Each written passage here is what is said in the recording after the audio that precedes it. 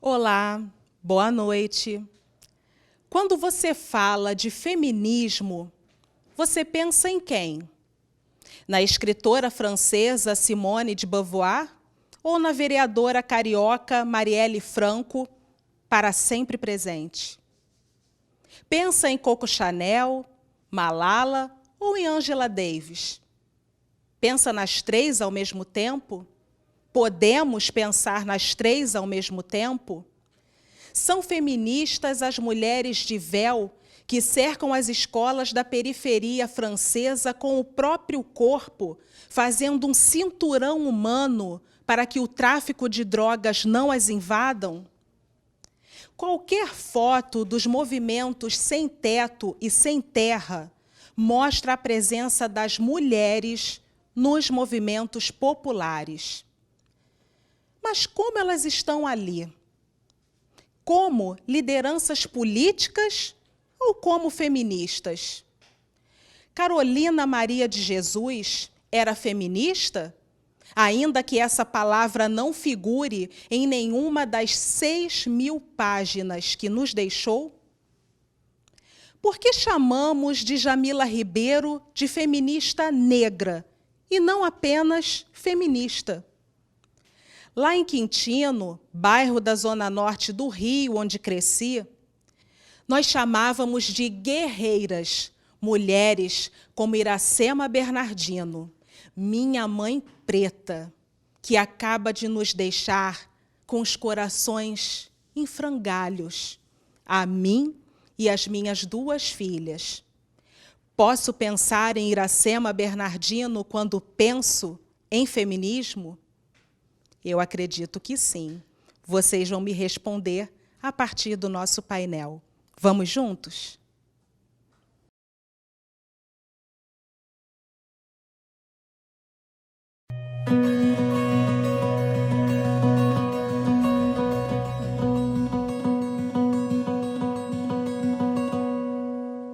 Boa noite a todas e a todos. Começamos agora mais um debate da FLUP, Festa Literária das Periferias. Desta vez, temos a enorme alegria, a imensa honra de receber as grandíssimas professoras e pesquisadoras feministas Silvia Federici e Yuderkis Espinosa Minhoso, para uma conversa mediada por mim, Silvia Capanema, com o tema Em que corpos pensamos quando falamos de feminismo.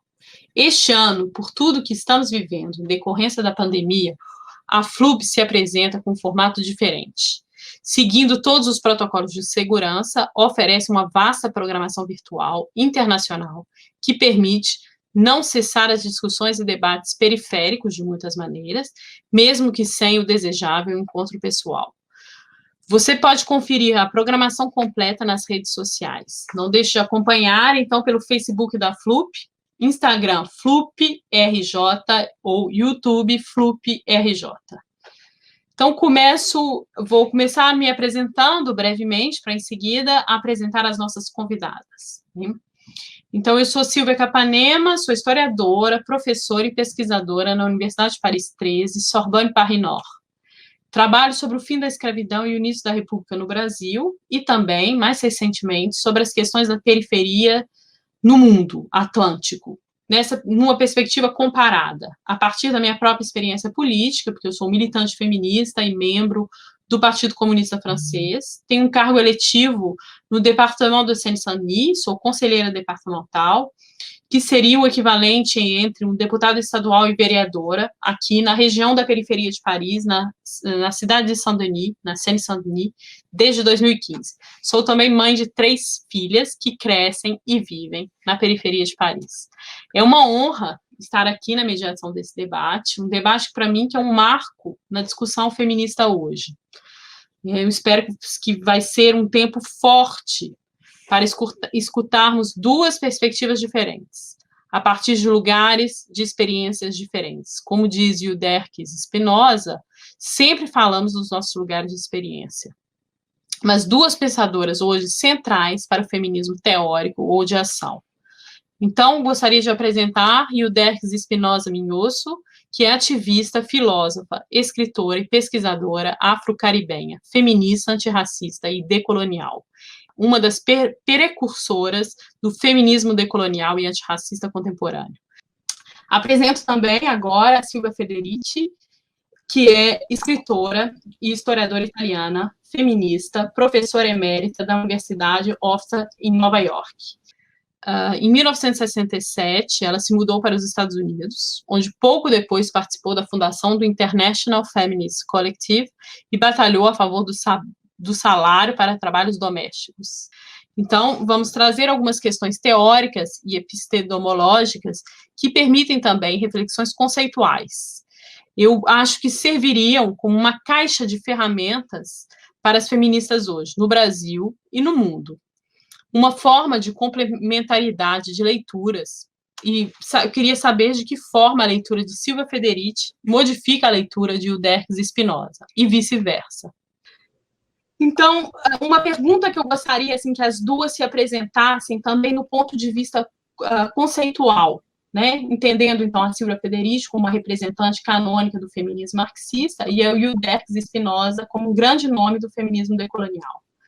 Como que elas percebem, cada uma de vocês, a convergência, a aproximação, a divergência, afastamento entre essas duas grandes correntes feministas? De que forma e quando seus pensamentos se encontram? Na crítica à modernidade capitalista, por exemplo, que para mim é um ponto comum dos dois trabalhos, dos dois pensamentos, na base de construção do patriarcado, ou de que maneira os pensamentos de vocês seguem caminhos distintos?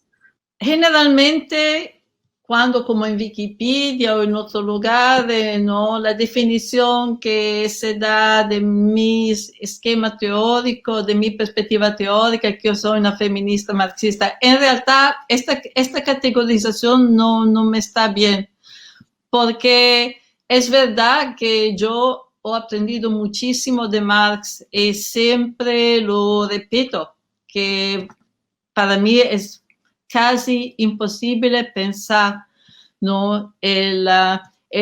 Pensar el capitalismo, pensar una lucha, movimientos anticapitalistas sin pasar por Marx, ¿no? Marx nos ha dado un fundamento, ¿no? Nos ha dado una perspectiva, nos ha dado un análisis, ¿no? de la sociedad capitalista, ¿no? Que es fundamental, ¿no? A pesar que mucho tiempo ha pasado, que el capitalismo se ha transformado muchísimo, ¿no? En estos siglos, todavía Marx, pero yo tengo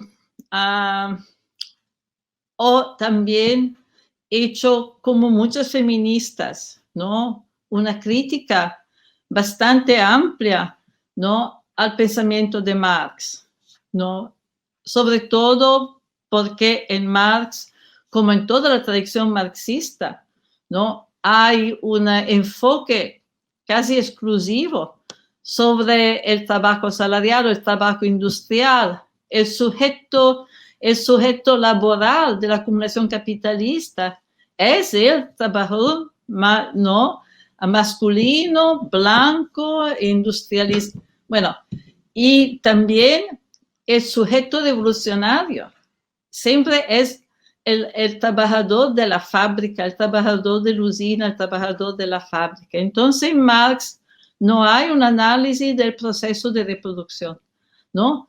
Yo creo que el gran contributo del movimiento feminista en toda su forma, en toda su manera, ha sido de poner la luz sobre el trabajo de la reproducción, ¿no? Esta gran área, este universo de actividades, ¿no? Que en los años hemos comprendido que reproducción sobre todo no es solamente el trabajo del hogar, no es solamente, ¿no?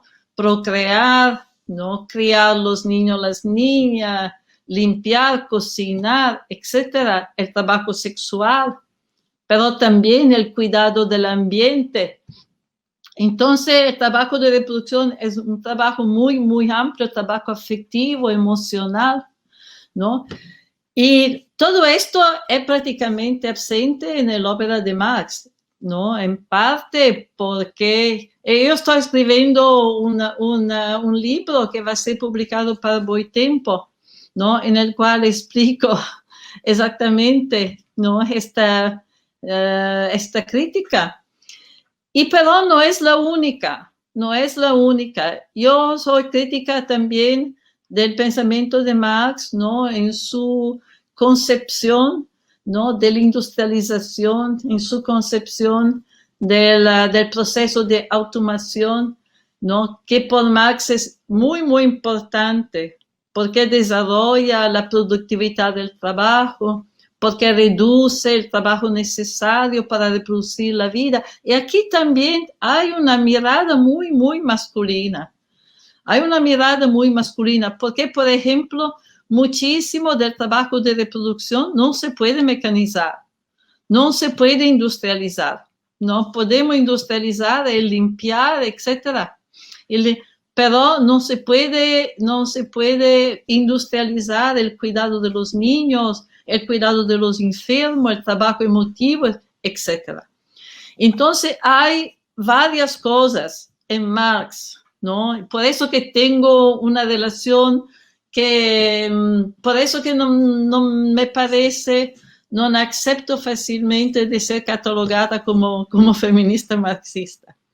Y también, ¿no? En el trabajo histórico, teórico histórico que he hecho, ¿no? Sobre todo pensando de nuevo el proceso del desarrollo del capitalismo, ¿no? Cuando en los años 70 hemos empezado, ¿no? A hacer esta crítica de Marx, que en este tiempo era necesaria, indispensable, porque el marxismo, sobre todo en Italia, en Europa, ¿no? El marxismo era la concepción de la revolución dominante. Entonces no era posible por el movimiento feminista no confrontarse con Marx, ¿no? Cuando nos hemos dado cuenta de los límites de este enfoque sobre la fábrica con el trabajo asalariado, etcétera, etcétera, ¿no? Hemos decidido de repensar la historia del capitalismo. Nos hemos preguntado qué podría ser la historia del desarrollo del capitalismo si lo vamos a pensar de un punto de vista, ¿no? De la reproducción, ¿no? Y aquí, claro que el ejemplo era el ejemplo del pensamiento anticolonial, de los teóricos y los activistas de los movimientos anticoloniales, que ya habían hecho esta crítica a Marx, ¿no? Toda la lucha anticolonial, ¿no? Ha cambiado el sujeto revolucionario, ¿no? Ha empezado un repensamiento de Marx de quién es la revolución, quién son los sujetos que han creado la acumulación capitalista, ¿no? Entonces la esclavitud, repensar la esclavitud, repensar todo el proceso de colonización, ¿no? Bueno, Marx reconoce que hay una colonización, Marx reconoce que hay una esclavitud, pero no es una temática central, ¿no? En su obra, ¿no? Entonces, por nosotros ha sido un gran ejemplo, ¿no? Una gran inspiración el pensamiento de los teóricos y de los activistas del movimiento anticolonial, ¿no? Y bueno, por eso que para mí, ¿no? Una de las temáticas de Caliban y la bruja es que el capitalismo acumula no solamente, ¿no? Capital, acumula también desigualdades, que no hay una sociedad capitalista, ¿no? Que pueda ser justa, que pueda ser egalitaria, no, que como su necesidad, condición de existencia del capitalismo es un sistema que desde su origen hasta el presente debe crear desigualdades, ¿no? Y yo creo que en este momento es muy importante, este momento es un momento de prueba, es un momento que demuestra, ¿no? Somos en el 2020, ¿no? Podemos ver aquí en los Estados Unidos, los últimos meses, los efectos de un racismo institucional. Un racismo institucional que significa que es un racismo que estructura todos los espacios de la vida social, de la vida económica, de la vida social, ¿no? Todas las relaciones sociales, ¿no? Y bueno, esta ha sido la historia del capitalismo. Y yo creo que la análisis, la perspectiva feminista, claro, un feminismo anticapitalista, un feminismo que no sea el feminismo de Estado, que no sea el feminismo de las Naciones Unidas. Para mí esto no es un feminismo, ¿no?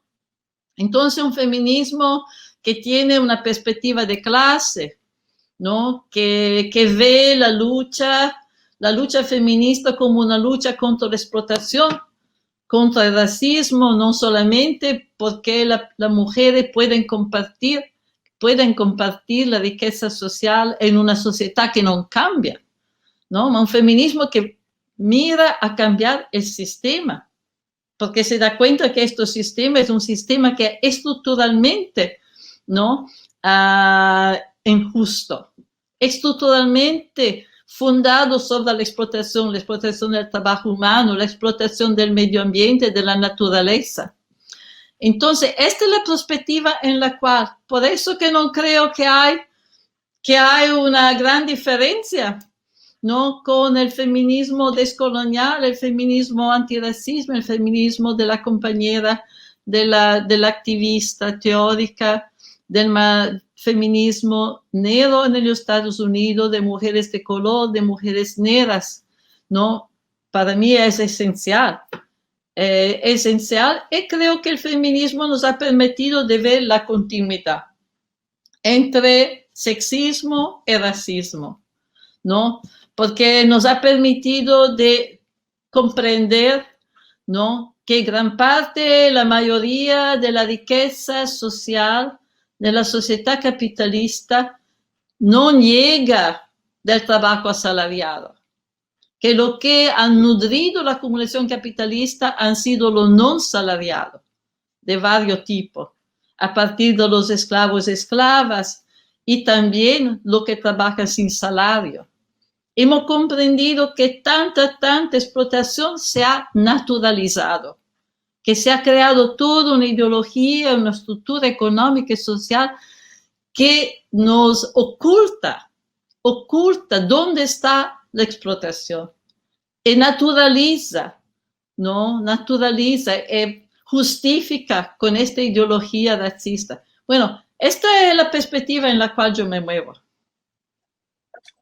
Para Yuderkis, né, eu também gostaria um pouco que ela desenvolvesse por que existe, o que é o feminismo decolonial, né? Por que não é um feminismo pós-colonial?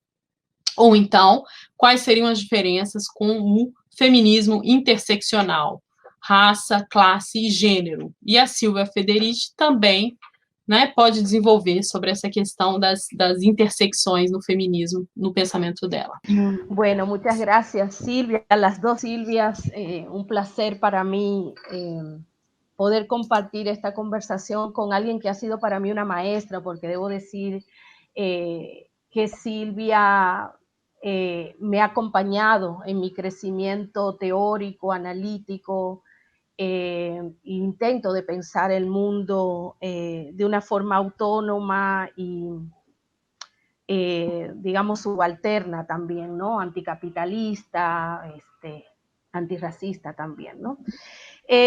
Yo concuerdo con Federici, o sea, yo creo que efectivamente veo injusto, ¿no? Que la sigan poniendo en este lugar de feminista marxista, porque efectivamente, como digo, sigo su trabajo, sigo su obra y sé que al menos en los últimos años, con esta nueva aparición de su figura en el escenario feminista, porque digamos, Federici es una madre política en el sentido de que ya desde los años 70 y 80 ya nos estaba enseñando, nos estaba mostrando sus investigaciones y hemos aprendido de ella desde esa generación de los años 70 y 80.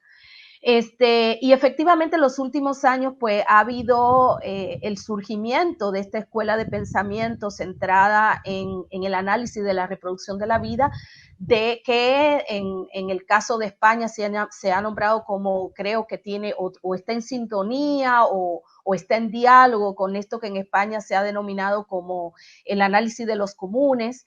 En América Latina viene con toda esta escuela que muy ligada a la cuestión de la comunalidad, y bueno, hay todo este trabajo de analizar no tanto la producción, sino el papel central que juega la reproducción de la vida y la cuestión de los cuidados en la posibilidad, bueno, de eso, de la existencia misma, ¿no? Entonces, de ese trabajo también las feministas descoloniales y yo particularmente he bebido mucho y lo incorporo en mis reflexiones.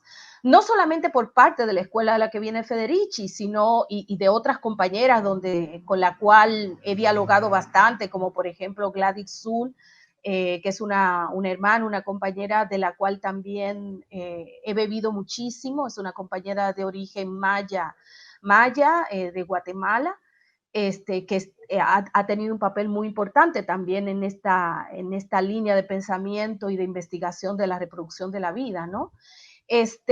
Y nosotras hemos puesto en diálogo, nos ha interesado mucho poner en diálogo los análisis y los aportes que ustedes vienen haciendo en este sentido de pensar el mundo desde este lugar, pensar la dominación y pensar la posibilidad de la resistencia también y pensar en los mundos comunitarios desde este lugar de la reproducción de la vida.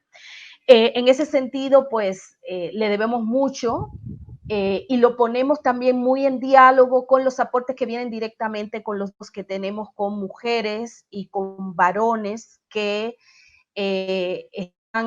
que sobreviven en los territorios y que todavía continúan en estos espacios comunales y de cuya sabiduría también nos nutrimos muchísimo, así como ustedes también se han nutrido, ¿no? Entonces, en eso yo creo que efectivamente, como diría Federici, más que una diferencia, ve una gran hermandad y ve una posibilidad incluso de retroalimentación.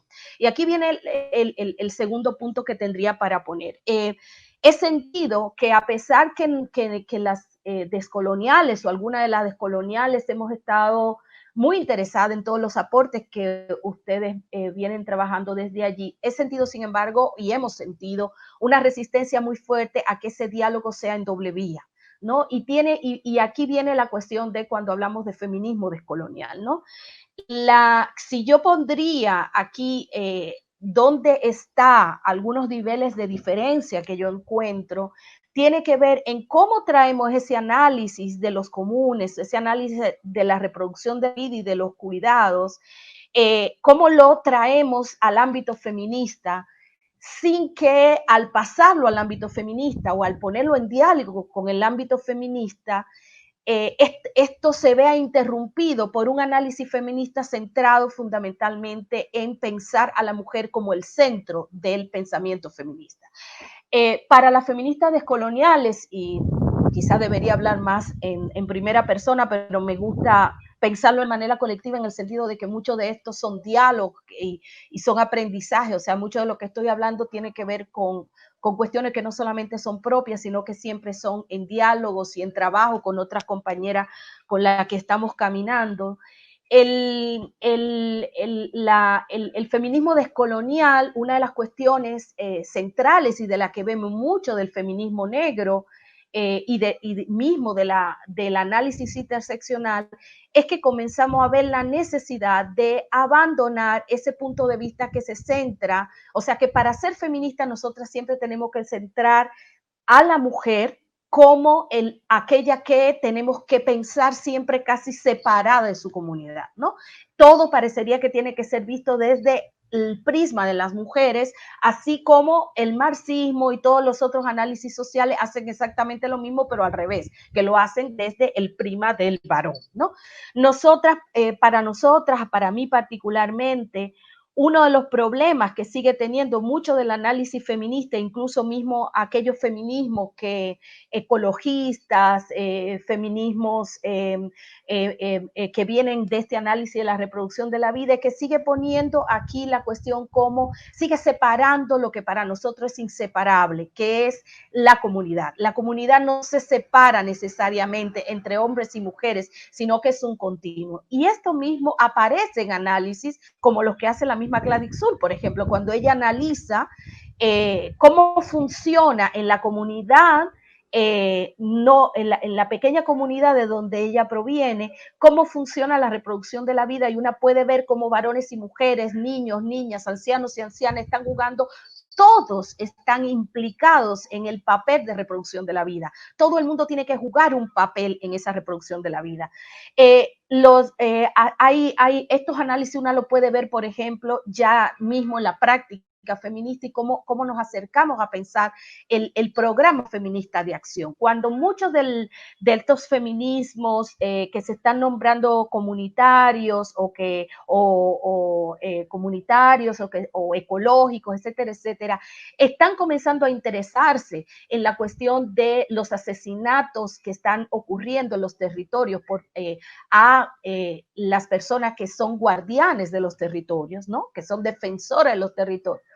Parecería que solamente las mujeres están siendo asesinadas y solamente las mujeres estarían haciendo este trabajo de cuidado del territorio y cuidado de reproducción de la vida. No, la experiencia en las conversaciones, en la oportunidad que he tenido de recorrer prácticamente toda Abya-Yala, he tenido la oportunidad de visitar la Amazonía, de visitar Mesoamérica e ir a los territorios donde efectivamente todavía se mantiene estas ontologías relacionales, donde se mantiene todavía este orden de la vida comunal. Una ve como, si bien es cierto que hay una intromisión colonial que va avanzando a medida que avanzan los procesos de intromisión estatal, y ni que se diga los programas que vienen, y esto es una crítica que tenemos en común con Federici, los programas que vienen de las ayudas estatales, pero también que vienen de los programas de Naciones Unidas y todo el sistema de la supuesta ayuda al desarrollo. Si bien es cierto que van a través de todos estos mecanismos, va corriendo una erosión de ese orden comunal que va fraccionando la vida, y que va engenerizando, para decir que va apareciendo una división sexual del trabajo jerárquica. Si bien es cierto que esto es así, todavía hay mucha resistencia y todavía hay un orden que precede, antecede y antagoniza con ese orden moderno capitalista que se centra también en la construcción del patriarcado, en la producción del patriarcado. Entonces, ahí yo lo veo como una diferencia en el término del campo feminista y cómo vamos a aplicar este tipo de análisis a pensar cómo se ha ido dando estos procesos de pérdida de poder por parte de las mujeres, en este caso en Abya-Yala.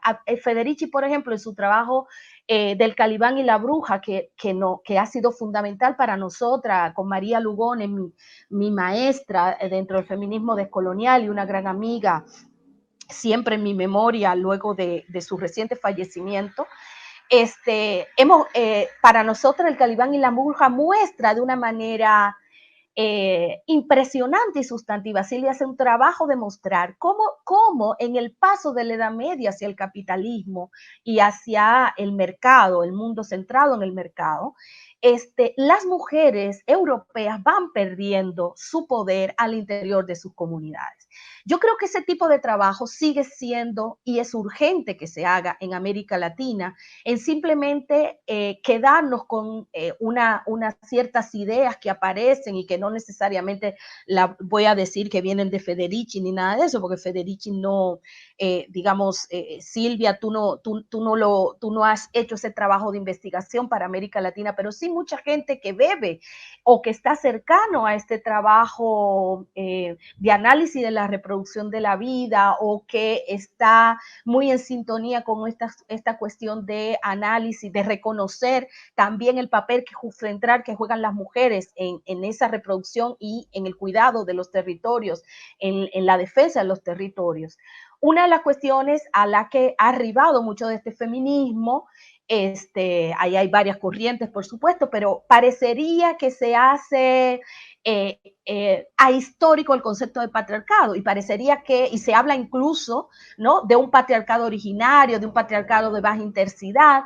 Muchos de estos análisis que comienzan a acercarse a estos mundos comunales van y hacen exactamente lo mismo que han hecho muchas antropólogas feministas de los años 70, que cuando se acercan a pensar las comunidades en América Latina, los mundos indígenas, los mundos afrodescendientes, en resistencia contra ese capitalismo y esa modernidad universalista, se acercan a analizarla y a verla con una serie de categorías analíticas que han servido al feminismo en Europa y en Estados Unidos para pensar la propia historia de las mujeres europeas o descendientes de europeos. Yo creo que esto es un problema. Yo creo que tenemos que comenzar a desarrollar nuestras propias categorías de análisis, nuestros propios conceptos analíticos para poder concluir y poder hacer este tipo, o más que concluir, poder ensayar diferentes interpretaciones históricas que permitan entender cómo se da esta conjunción de capitalismo, colonialismo, modernidad y, bueno, por supuesto, racismo y patriarcalización de la vida, para decirlo de una manera. ¿Cómo es que se van produciendo estos procesos de patriarcalización? Por medio de los cuales mundos que no necesariamente se centraban o se organizaban en torno a una jerarquía varón-mujer dicotómica, binaria, ¿cómo es que van dando estos pasos, ¿sí?, donde efectivamente comienzan a aparecer comunalmente, se van dando estas jerarquizaciones, comienzan a aparecer internamente jerarquizaciones entre varones y mujeres? Para concluir en esta cuestión, entonces, yo diría, desde el feminismo descolonial, y ante esta pregunta con la diferencia con lo postcolonial, yo creo que va en un doble sentido. El feminismo descolonial se acoge a esta cuestión de la raza como una idea que produce mundo, ¿sí?, que produce mundo y que produce un orden mundial del cual no escapamos nadie, que no escapa el orden de la vida que se ha ido implantando a nivel mundial a medida que avanza la occidentalización, a medida que la modernidad se va instalando como el orden verdadero, o el orden al que todos los pueblos deberían llegar, ¿no? Y por supuesto, llegar a ese orden implica patriarcalización de la vida, implica eurocentrización, o sea, pensar con las categorías, pensar cómo Europa piensa el mundo, ¿sí?, como Europa ha pensado el mundo. Y, por supuesto, mantener un orden jerárquico también centrado en un orden racial. Entonces, es pensar el racismo, ¿sí?, como constitutivo de este orden moderno, colonial, capitalista, eurocentrado, y podríamos decir patriarcalista también, ¿no? Es como un campo de análisis que sirve para pensar el racismo institucional, pero más allá del racismo institucional, el racismo epistémico y la crítica a la modernidad, que muchas veces, tanto en las escuelas que se acogen a lo anticolonial, al análisis, digamos, del colonialismo o del imperialismo, o del análisis marxista de la clase, estos elementos no necesariamente están en el centro de la preocupación. Pueden estar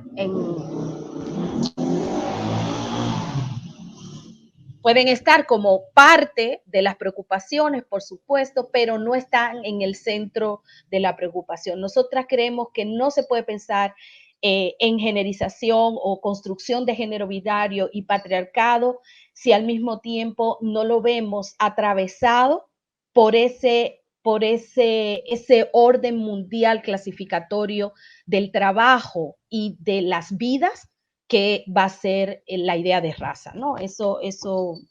Con eso creo que responderia a tua pergunta. Agora a gente entra numa segunda parte, né, que é sobre o mundo de hoje, o lugar da mulher.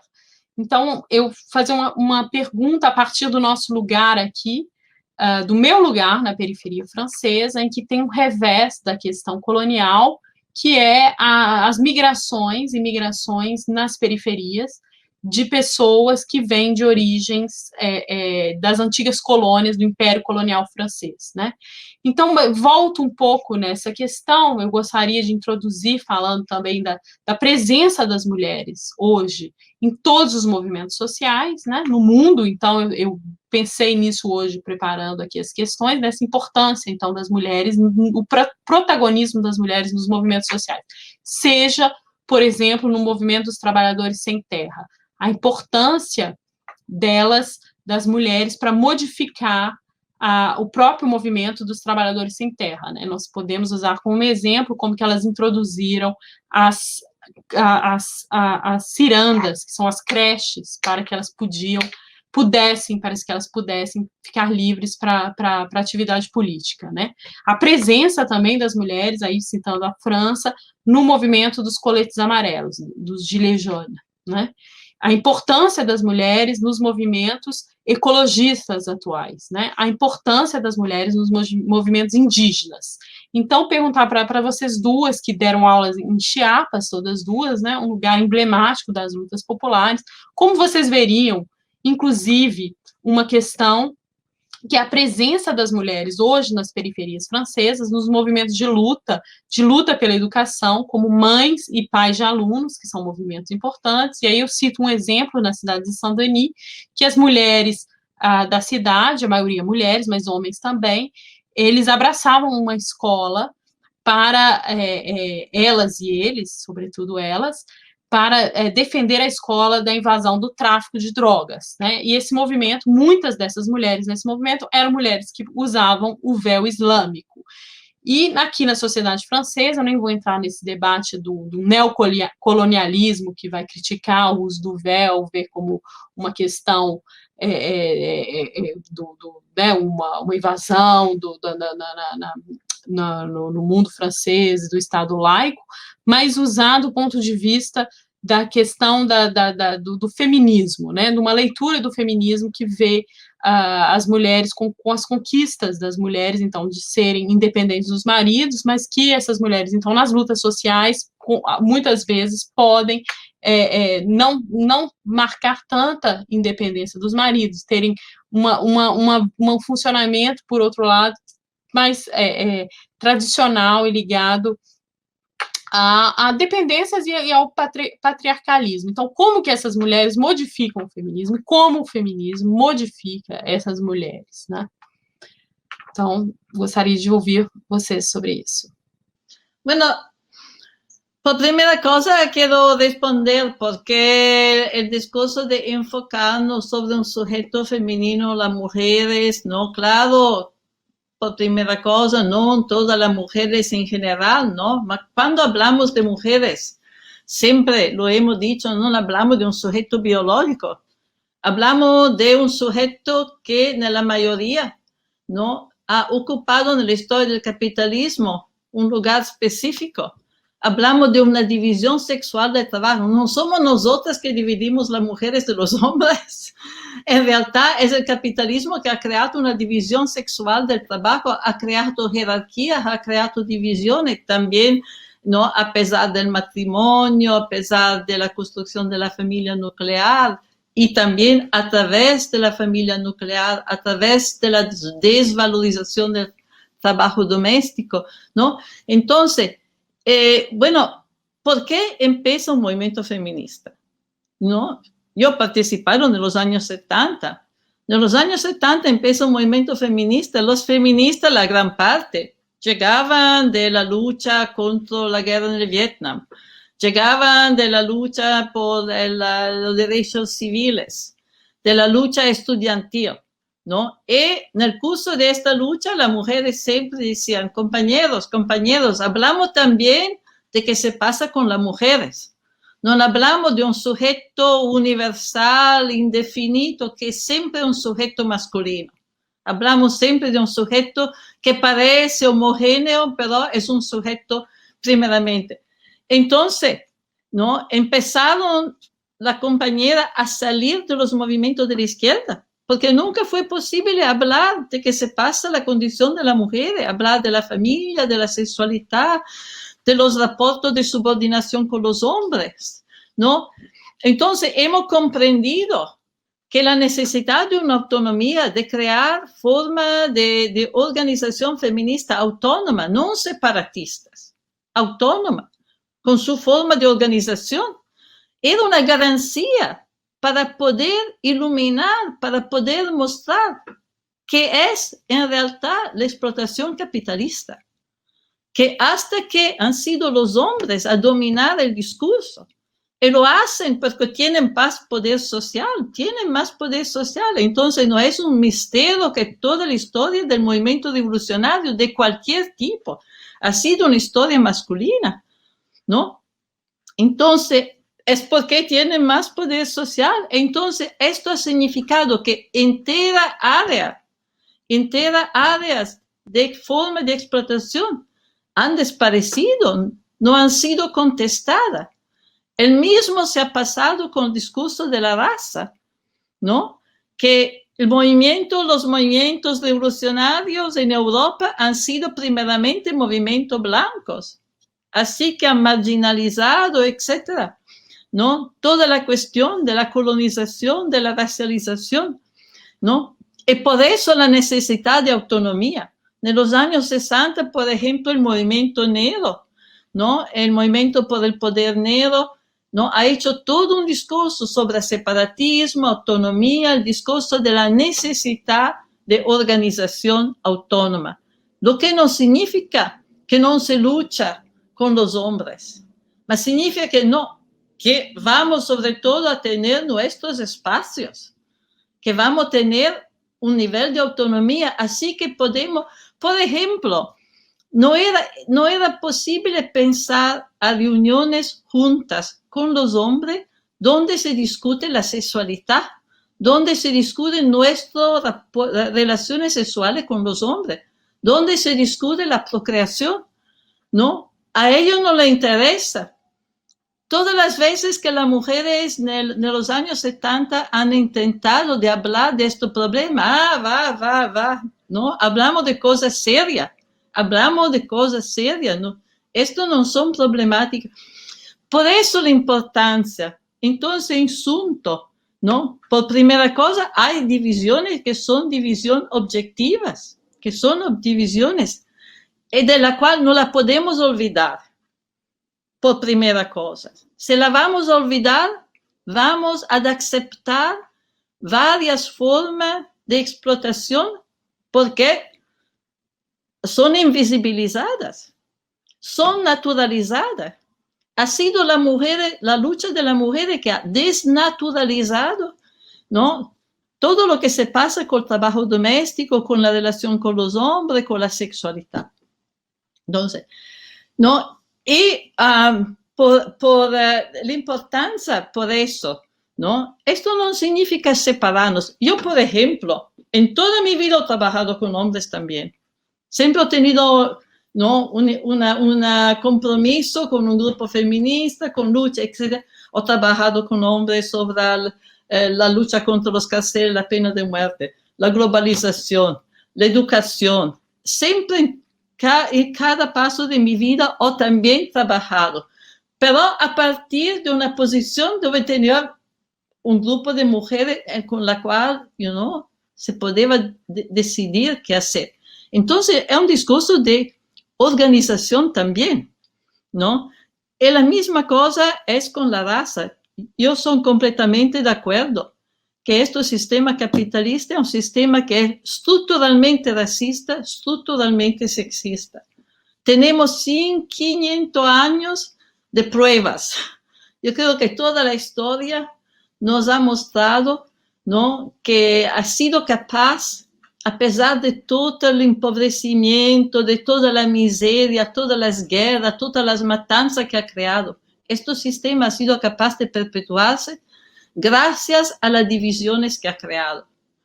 Y las divisiones mayores son las divisiones con la colonialidad, el racismo, el sexismo, ¿no?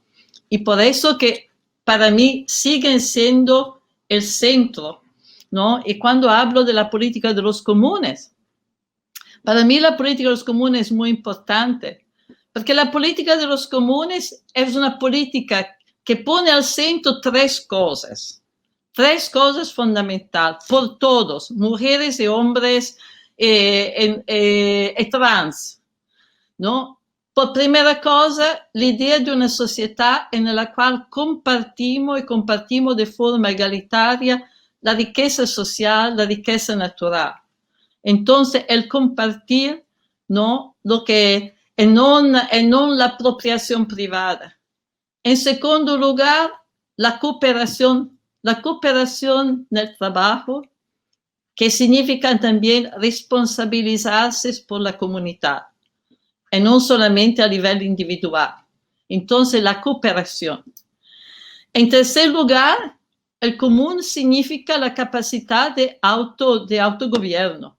Significa decisiones colectivas, retomar no solamente la riqueza social, recuperar no solamente la riqueza social, pero recuperar nuestra capacidad de decidir la cosa más importante de nuestra vida. Estos son los tres elementos que para mí significan con el común, ¿no? Y creo que son muy importantes. Aquí hemos aprendido, ¿no? Yuderkis ha hablado de la Gladys Susur. La compañera ha hecho un trabajo muy, muy, muy importante, ¿no? Porque nos ha mostrado cómo en los sistemas indígenas no hay esta separación entre la reproducción, la economía y el Estado, ¿no? Y quello que se llama política, las decisiones sobre qué hacer en la comunidad, nace directamente de la problemática de la reproducción de la vida. Entonces no hay, todavía la Gladys también reconoce que en su comunidad hay una integración de las mujeres diferenciada. Una integración de las mujeres diferenciada. Usa exactamente esta palabra, porque, por ejemplo, la transferencia de la tierra se hace en forma, ¿no? Son los hombres ¿cómo se dice?, que transmiten la tierra. Así que si una mujer se casa con una persona de un clan diferente, ¿no?, sus hijos e hijas pierden la tierra. Y por eso que en el mundo indígena hay también, ¿no?, una contestación de las mujeres, como hay en el mundo campesino, ¿no? Silvia hablaba de la compañera del MST, ¿no? Las compañeras del MST son increíbles, porque son compañeras que han empezado una lucha campesina, han empezado a luchar, ¿no?, por la retoma de las tierras, ¿no? Y en el curso de esta lucha se han dado cuenta de la importancia del feminismo, porque se han dado cuenta que uno de los obstáculos a su lucha era el machismo de los hombres. Era el machismo. Sí, entonces era importante, ¿no? Y han empezado a decir una cosa muy profunda, yo creo, muy profunda. Han dicho que la lucha contra el patriarcado, la lucha por relaciones egalitarias en el movimiento, es una lucha fundamental, porque si no hay relaciones egalitarias, si los hombres siempre se ponen como un obstáculo a la lucha de las mujeres, tú no puedes salir, tú no puedes hacer esto, tú no puedes hacer esto, etcétera, etcétera. Las mujeres no pueden, hoy las mujeres son las líderes de la lucha contra el extractivismo. en muchísima parte de Latinoamérica. También la lucha contra la deuda. Hoy empieza un gran movimiento en Argentina de lucha contra la deuda. Entonces, si tú debes pelear todos los días con tu esposo, con tu hermano, con tu compañero, etcétera, etcétera, te consuman una energía inmensa. Y también hay cosas que es importante discutir con otras mujeres para comprender qué hacer, qué no hacer, qué forma de reproducción. Yo creo que, por ejemplo, una de las tareas, de los objetivos políticos más importantes hoy, es de politicizar la reproducción. Y aquí la inspiración me viene de la Biala, de la América Latina, porque toda la vez que yo veo en Brasil o en Argentina, yo regreso cargada de energía y de ideas y de experiencias, ¿no? En el sentido que yo creo que por toda una historia, una larga historia, que también porque en América Latina hay todavía hoy comunidades indígenas que tienen una cultura comunal, que tienen un sentido comunal, que no piensan individualmente. Con todos los cambios históricos, la colonización, y todavía algo hay, ¿no? De esta concepción que la comunidad es importante, ¿no? Y por eso que en frente de la crisis, que sea en Chile, que sea en Argentina, que sea en Brasil, en frente de la crisis la gente se junta, ¿no? La gente hace en los comedores populares o los huertos urbanos o el comité por el vaso de leche a los niños. Estas son cosas que son muy, muy importantes porque politicizan la reproducción. Si vamos a politicizar la reproducción de la vida cotidiana, no solamente no permitimos a muchísimos de nosotros de sobrevivir, pero también no podemos crear el tipo de tejido social que es capaz de enfrentarse al Estado, que es capaz de crear un contrapoder, de crear la comunidad como una base de resistencia. Yo digo que hoy la tarea del feminismo es transformar la reproducción, desde que no sea reproducción de la fuerza de trabajo, mas que sea reproducción de la lucha. Voy a responder la pregunta que nos convoca Silvia Capanema, muchas gracias. Pero antes de esto necesito puntualizar algunas cosas respecto de las reflexiones que trae Federici y para continuar en esta misma línea de conversación.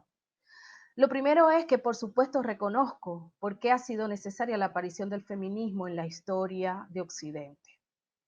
Pero porque la reconozco y al mismo tiempo puedo reconocer la propia historia del mundo de donde yo vengo, me veo y me reconozco por fuera de esta historia de su surgimiento. El feminismo inicia en Europa, no porque las europeas tuvieran una agencia histórica que no tuviéramos las de los pueblos extraeuropeos, no porque las mujeres blancas tuvieran mayor capacidad de razonamiento y de comprensión de su opresión, sino porque esta historia de dominación correspondía a su propia experiencia histórica, ¿no? Mientras ustedes han estado preocupadas por asegurar su lugar dentro del mundo del humano, o sea, dentro del mundo que conocían y donde vivían esta experiencia de dominación, nosotras, aquellas que veníamos de los pueblos extraeuropeos del mundo, ¿no? Hemos estado luchando como pueblo en contra de un modelo que nos condenaba como pueblo en su conjunto, ¿no? O sea, no estábamos separadas como hombres y mujeres, sino que estábamos luchando por mantenernos, por mantener una dignidad, por mantener, por reconocernos como sujetos históricos colectivos dentro de un orden que intentaba imponerse, señalando que nosotros no teníamos capacidad de producir cultura y no éramos capaces de agencia histórica, ¿no? Las negras, las indígenas, las de los pueblos condenados del mundo, no venimos de esa experiencia centrada en una jerarquización intracomunidad varón-mujer, o por lo menos no necesariamente, porque obviamente hay muchas experiencias al interior de estos pueblos condenados del mundo, ¿no? El género no necesariamente era algo que fundamentara la organización de la vida, ¿sí? De la vida comunal, de la vida comunitaria. Y ni siquiera podemos decir a nivel general que esto fuera algo que se intentara imponernos, que Occidente, el colonialismo occidental, el colonialismo europeo, intentara originalmente imponerlo para nuestro mundo. Al contrario, ha sido un largo proceso, ¿sí? Que se inicia desde 1492, ¿sí? Donde inicialmente a nosotras este orden de género no estaba pensado para el mundo de la plantación y que luego terminó por diferentes circunstancias que hay que irlas explicando y hay que ir haciendo investigaciones para poder documentarlas, cuando comenzamos a ir poco a poco accediendo a ese orden jerárquico o a esa manera de organizar la vida en nuestras comunidades, ¿no? Es por eso que muchas de nosotras, desde los inicios mismos del feminismo, hemos visto esa diferencia con relación al feminismo, ¿sí? Durante mucho tiempo. Las mujeres negras, las mujeres indígenas, las mujeres musulmanas, las mujeres de estos pueblos extraeuropeos no se vieron convocadas por el feminismo. No era necesariamente por esta idea que ha dicho el feminismo, de que era porque estábamos tan dominadas y tan oprimidas que los hombres nos decíamos, nos pintaban al feminismo como aquello que había que aborrecer, ¿no? Eso sería repetir esa historia por medio de las cuales las mujeres no europeas aparecemos como sin capacidad de agencia y sin capacidad de comprender su propia dominación, ¿no? En realidad es porque hemos visto que esa interpretación feminista del mundo y esa historia del feminismo nos era muy ajena a nuestra propia experiencia de dominación. Entonces, estamos, digamos, muchas de nosotras y con el advenimiento del feminismo descolonial, pero muchos antes del advenimiento y el trabajo que hemos hecho desde el feminismo descolonial, un trabajo que nosotras las descoloniales estamos tratando de recuperar y nos reconocemos en interrelación con eso. Lo que hemos estado intentando es interpretar, más allá de los análisis universalistas del feminismo, nuestra propia experiencia de dominación al interior de nuestras comunidades y en relación con el colonialismo, con la modernidad racista y capitalista. Esta experiencia de dominación es muy compleja y parte de un orden establecido a nivel mundial y que ha ido transformando nuestras cosmologías, nuestro modelo de organización comunitaria y ha ido destruyendo la relacionalidad de la vida, la relacionalidad, ¿sí? La manera en que organizábamos el mundo en nuestras comunidades, ¿sí? Eso se ha ido perdiendo, se ha ido erosionando. Y es allí, con esa intromisión colonial, donde vemos cómo se va produciendo también jerarquía entre varones y mujeres. Una jerarquía que no necesariamente eran parte del mundo y de la experiencia vivida y que aún hoy no lo, no lo totalizan, no totalizan nuestra experiencia ni totalizan la manera en que vivimos la vida. Por supuesto que sí, y en eso estamos de acuerdo con Silvia, de que el feminismo permitió a las mujeres europeas y descendientes de europeos en otras partes del mundo confrontar ese orden ontoepistémico que establece una jerarquía interna entre varones y mujeres. Pero vemos que las categorías de análisis y las conceptualizaciones que han establecido las feministas para analizar su propia experiencia histórica no nos sirven a las mujeres de los mundos extraeuropeos, en tanto y cuando para nosotras ese orden de género no fue aplicado ni fue un desarrollo originario en nuestro devenir histórico, ¿sí? Y de esta forma, el género y el patriarcado solo es posible de ser pensado en nuestra propia experiencia, siendo parte del establecimiento de ese orden moderno, colonial, racista, capitalista. Son parte de lo mismo, por tanto el género siempre está racializado, nunca puede leerse por fuera de ese proceso de racialización, de inferiorización de nuestros pueblos, ¿sí? Y ese proceso de instauración de la modernidad como el único orden posible de vida en el planeta, ¿no? Hay un tema que yo creo que es importante y que lo he traído yo, pero también lo ha traído Silvia Federici en la conversación, y es este concepto de división sexual del trabajo, este tema central dentro del feminismo eh, eh, eurocentrado, ¿no? O la teorización feminista eurocentrado, la teorización feminista conocida que es eurocentrada, ¿no? Ya el feminismo negro en los años 70 ponía en entredicho ese concepto de división sexual del trabajo como algo que permitiera explicar la experiencia de dominación que hemos sufrido las mujeres descendientes de personas esclavizadas.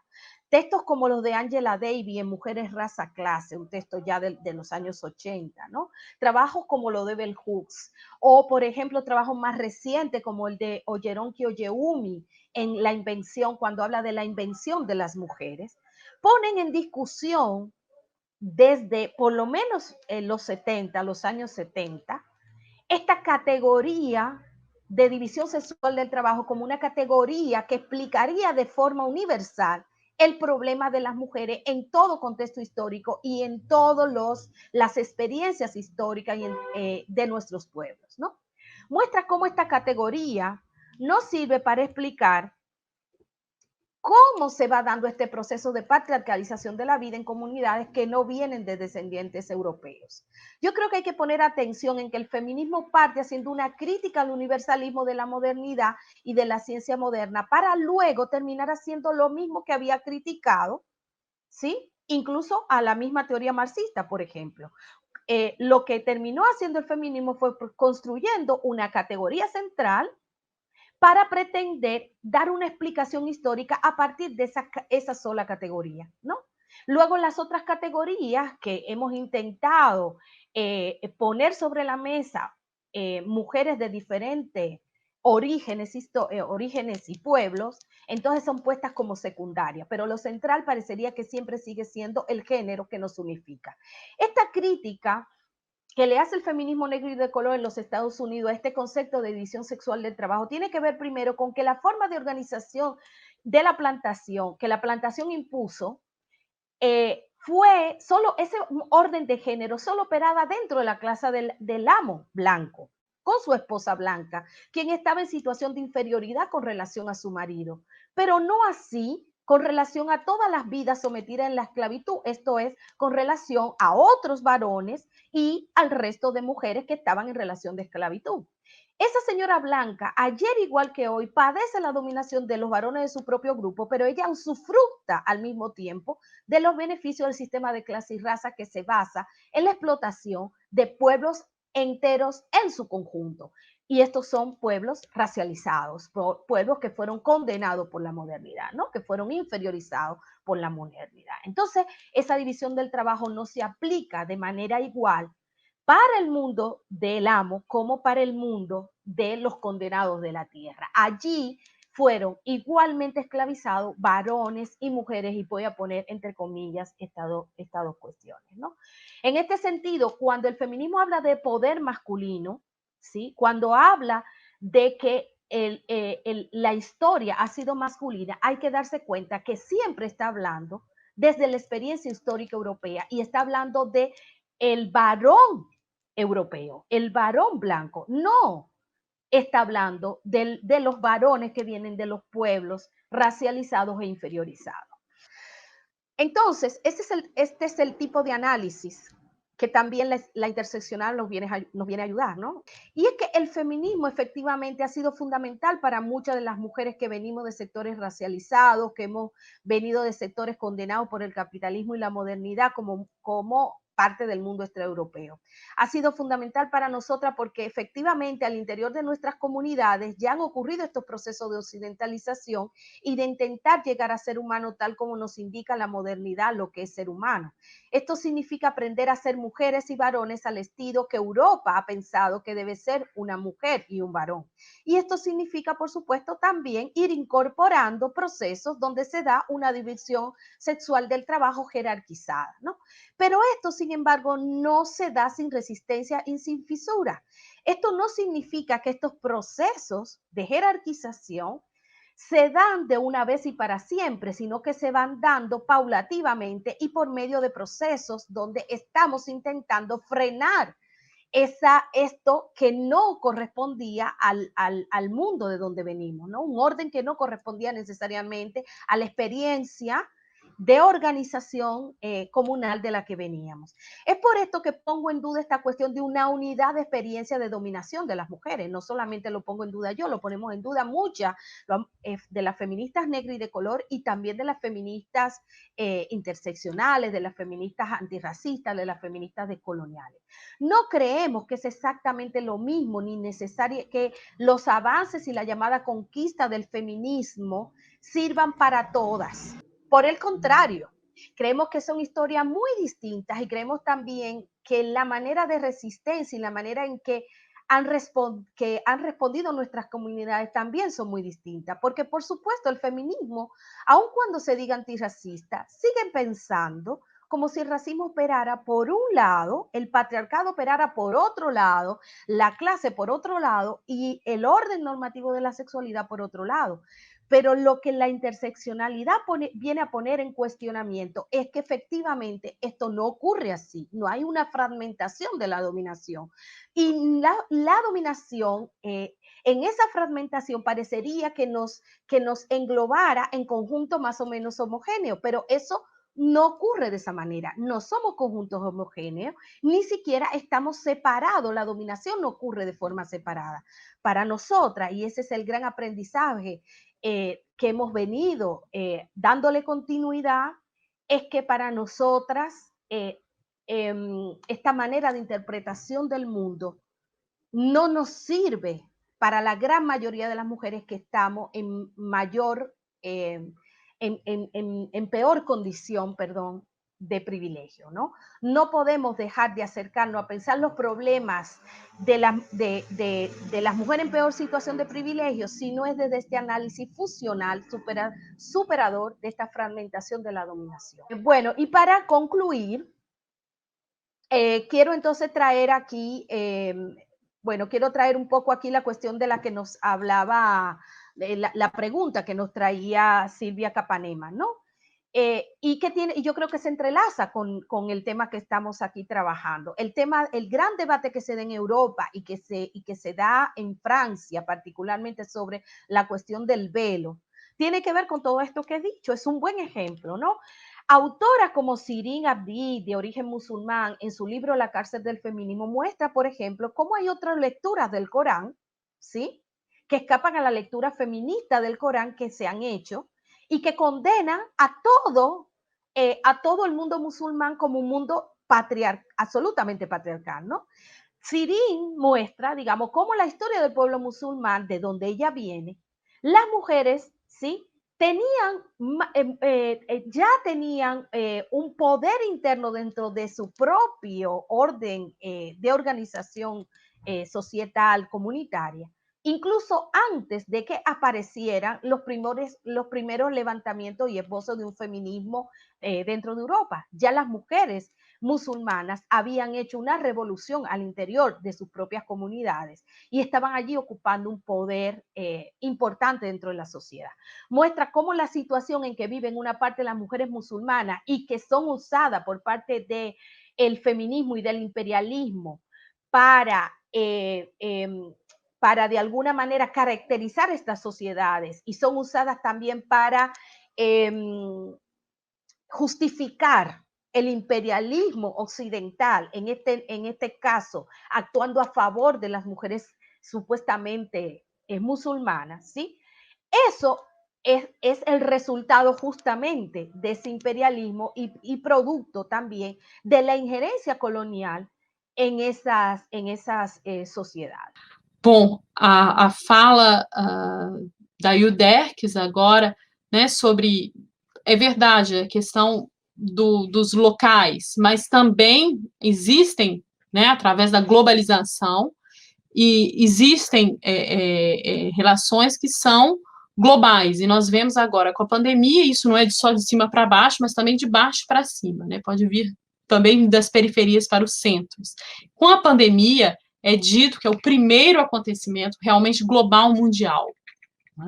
E é um acontecimento que vai recolocar a questão da mulher. Por exemplo, falo da França, houve uma tribuna que foi publicada no jornal Le Monde, e que falava das mulheres que estavam na linha de frente. Então, eram as enfermeiras, médicas, caixas de supermercado, cuidadoras de idosos, mães e professoras. E essas mulheres estavam trabalhando durante o momento do confinamento. E essas mulheres são também as que têm os salários mais baixos na sociedade, né? Também a questão das periferias, que as pessoas, os habitantes das periferias, estavam trabalhando durante a pandemia. E foi onde houve mais mortalidade também, né? Se não houve mais mortalidade com as mulheres, houve essa exposição delas, sendo que elas recebem salários mais baixos. Então, do ponto de vista do Brasil, a questão da pandemia ela vai colocar uma outra questão, que houve uma indignação das mulheres quanto à sobrecarga de trabalho, a conciliar a gestão da família, dos filhos, do espaço público com o espaço privado, quando o trabalho remoto aparece, né? Também para as empregadas domésticas, as faxineiras, cuidadoras de idosos e crianças, essas mulheres também estavam expostas nessas frentes de trabalho, não somente expostas ao vírus, mas também a sobrecarga de trabalho. As professoras também com trabalho remoto. E isso foi um grande problema que foi revelado. Então, como pensar essa pandemia no mundo e a situação da mulher, como essa nova realidade reposiciona as questões femininas e feministas.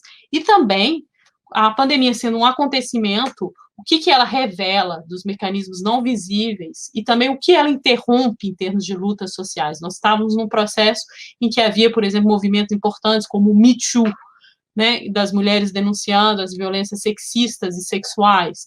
Então, a pandemia aparece nesse processo. Houve alguma interrupção nas lutas das mulheres? O que é a luta cotidiana?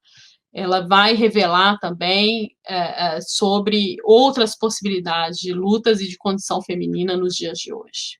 Es un discurso muy largo, pero yo creo que la cosa más importante de decir es que, por primera cosa, que la pandemia no ha creado las contradicciones, no ha solamente exasperado y no intensificado contradicciones en una crisis que ya estaba. Que ya las mujeres, claro, en forma diferenciada, pero han vivido cotidianamente en forma muy, muy dramática, ¿no? Entonces, bueno, por primera cosa, la pandemia ha mostrado una vez más que vivimos en una sociedad que desvaloriza toda la reproducción de la vida, desvaloriza nuestra vida, ¿no? Esto ha sido un asunto de nuestra política de mucho tiempo, que vivimos al centro del capitalismo, hay no solamente la explotación del trabajo, sino la desvalorización sistemática, ¿no? de nuestra vida, la subordinación de los seres humanos, ¿no? Al lucro, al profito privado.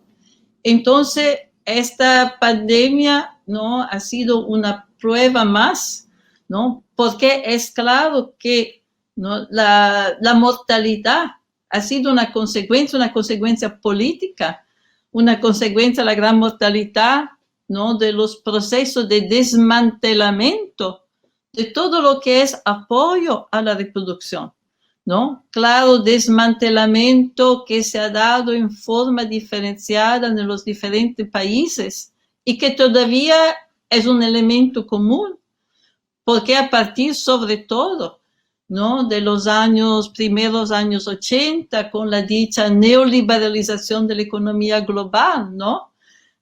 Se han desmantelado los sistemas sanitarios, se han cortado las inversiones en los servicios sociales más básicos, más importantes, el degrado del ambiente con la industrialización de la agricultura, ¿no? Hoy comemos venenos, porque hay una agricultura completamente industrializada, ¿no? que se hace con los pesticidas, con los fertilizantes, cosas que destruyen nuestro cuerpo. Es interesante que el número de gente que muere de cáncer en el mundo cada año es siempre más grande y es más grande de lo que mueren del COVID.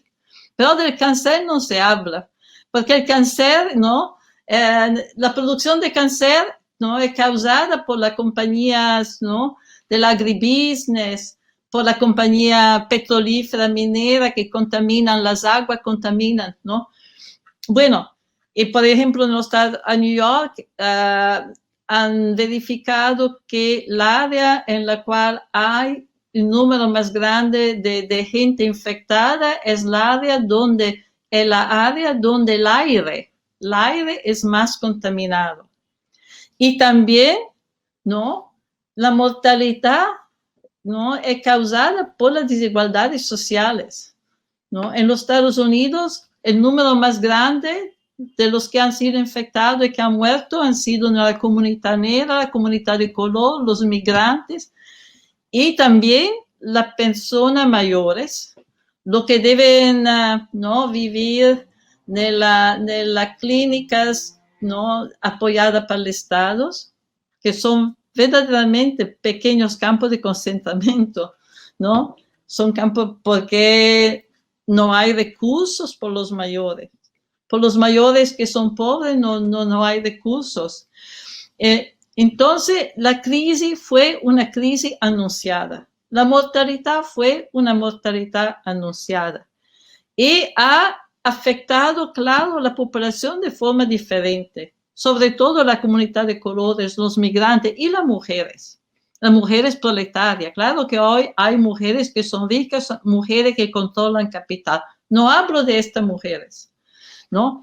A nivel de la mayoría de mujeres proletarias ha sido, y la contradicción que ya muchísimas mujeres vivían, ¿no?, de reconciliar la necesidad de buscar un salario, de buscar medidas de sustentamiento, y la necesidad, ¿no?, de ocuparse de sus hijos, de su familia, de sus amigos, amigas, que esto ya era una crisis cotidiana, porque esto significa normalmente por muchísimas mujeres una vida completamente consumida por el trabajo, una vida que no tiene espacio donde regenerarse, donde recuperar su energía, donde hacer otras cosas, ¿no? Entonces, mujeres que viven siempre, ¿no?, en la crisis.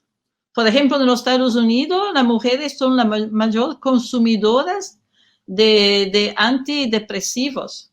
¿Cómo se dice? Antidepresivos, ¿no?, de pílulas por la depresión, porque son las que sufren más de depresión y de ansiedad, porque toda su vida es precaria, su vida es completamente precaria.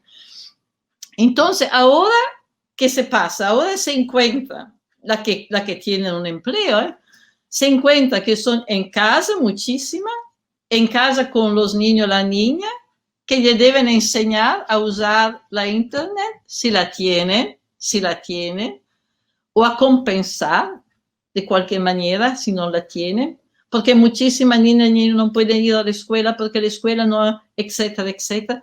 Entonces, en casitas que son siempre más pequeñas, donde no hay espacios, porque las rentas son muy, muy caras, y la gente no se puede permitir, ¿no?, cada uno que tiene un cuarto para dormir, no. La gente vive ahora en habitaciones muy, muy pequeñas. Entonces, es una situación. Yo te puedo decir que en los últimos 5 meses continuamente me preguntan, ¿no?, el discurso de la reproducción, porque saben que yo soy muy involucrada en el discurso de cómo reestructurar la reproducción social, la reproducción de la vida cotidiana, que hoy es una temática central. Es una temática central porque es al centro, ¿no? Y también hemos visto a las mujeres enfermeras. Y yo creo, aquí hay muchísimas cosas a decir, ¿no? Muchísimas cosas. Pero yo creo que aquí también una mirada feminista. Hay mucho feminismo. Yo no hablo de feminismo ahora, hablo de feminismos. Hablo de feminismos, porque hay feminismos en los cuales yo no me reconozco. Entonces, ya. Todavía no, yo creo que una mirada que se enfoca en el discurso de la reproducción es muy importante en este momento, ¿no? Porque nos permite, ¿no?, de mirar a la epidemia, que es la última, de una larga serie de epidemias. que empiezan, de epidemias, empiezan al principio de los años 80. Yo me recuerdo, yo he vivido en África, me recuerdo, ¿no? La crisis de la deuda, el ajuste estructural, ¿no? El desplazamiento, la privatización de la tierra, el ataque a los bienes comunales, a los bienes comunes, a la tierra comunes, ¿no? Muchísima gente desplazada, la malnutrición. E inmediatamente empiezan la epidemia de meningitis, epidemia de cólera, ¿no? Como en América Latina, en el Caribe, epidemia de dengue, fiebre de dengue, ¿no? Toda esta epidemia son un producto político del capitalismo hoy. Son un producto político del hecho que este capitalismo no reproduce nuestra vida, ¿no? Desvaloriza continuamente nuestra vida, ¿no? Entonces, yo creo que hoy una mirada que se enfoca sobre el discurso de la reproducción, ¿no? ¿Qué significa reproducción? Significa el hogar, significa los niños, significa la procreación, significa la naturaleza, la agricultura, la comida, pero significa sobre todo crear espacios donde podemos colectivamente tomar decisiones, en espacios donde podemos juntarnos, que somos de las comunidades y las mismas mujeres que trabajan en las instituciones.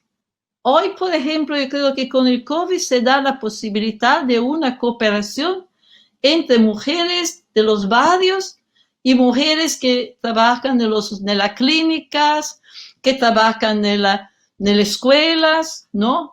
Porque hay todo. Muchísimas de las mujeres son las que viven esta contradicción. La viven en su familia y la viven en el lugar de trabajo. Y aquí creo que necesitamos un tipo de organización y de mirada política que nos hace capaz de superar la forma en la cual intenta de dividirnos. Porque siempre esto lo hemos experimentado en muchas luchas y muchas cosas, ¿no? Los parentes, las familias contra los enseñantes, las enfermeras contra los malados, ¿no? Siempre intentan ponernos uno contra los otros. Entonces necesitamos en realidad crear espacios donde podemos crear un discurso común, donde podemos crear un análisis de qué necesitamos, cómo lo vamos a conseguir, cómo vamos a luchar, ¿no? En forma que das poder a los que trabajan en las instituciones y que das poder a los que son, no, en los barrios, en las comunidades. Yo creo que esto es una problemática muy importante hoy, porque es claro que no podemos salir de esta crisis, ¿no? Sin una mirada de largo plazo. Hoy se hace mucho para hacer frente a las necesidades inmediatas. En los Estados Unidos se habla de 40 millones de personas que van a perder su hogar, 40 millones que van a enfrentar el desahucio, que van a ir a la calle. Se habla de millones también que hoy no comen suficientemente, la mayoría niños y niñas. Entonces hay redes de ayuda mucho. Hay redes que hoy van frente a la emergencia inmediata. Pero esto no es suficiente. Necesitamos construir la nueva sociedad a partir del presente. Necesitamos a partir del presente a empezar a transformar el proceso de reproducción en una forma que sea más cooperativa. Bueno, me paro aqui. Obrigada, muito interessante, então, ver essa questão da atualidade da pandemia, que reatualiza os problemas e que enfatiza, e então, o Derques também sobre isso, e se você quiser reagir sobre essa ideia da Silvia, sobre a problemática da reprodução também, pode aproveitar para concluir com essa reação, porque é uma ideia que a Silvia compartilha, a Silvia Frederici, aqui hoje com a gente, nova, né? No trabalho dela é uma nova preocupação, uma preocupação atual dentro do trabalho dela. Então, quiser reagir sobre isso, fique também à vontade, tá bem? Bien, coincido prácticamente con todo lo que ha dicho Silvia Federici en su intervención. Más que hablar de todo lo que ha hecho la pandemia y hablar del virus y todo esto, creo que es necesario hablar cómo la pandemia lo que viene es a evidenciar el momento en el que nos encontramos a nivel mundial. Un tiempo donde asistimos a las fases más destructivas de este capitalismo moderno colonial, extractivista, racista, patriarcalista. Nos encontramos en un momento donde se hace evidente cómo este modelo, este orden mundial, atenta contra la posibilidad misma de la existencia en el planeta.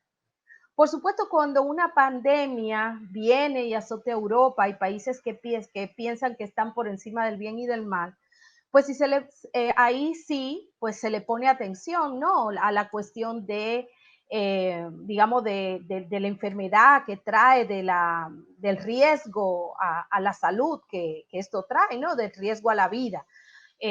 Han existido desde hace algunas décadas, África, por ejemplo, ha sufrido varias pandemias y sin embargo, esto no ha tenido una repercusión global porque era África y segundo porque se ha podido lograr que solo atacara a África. Prácticamente no ha salido de África este tipo de enfermedades. Ahora, una pandemia como esta, pues pone a todo el mundo occidental de pies de cabeza, o sea, con los pies hacia arriba, ¿sí? Y vuelve esto un problema a nivel global porque está atacando también a los países poderosos, ¿no? A aquellos que piensan que nunca van a ser atacados por este tipo de emergencia de salud, ¿no?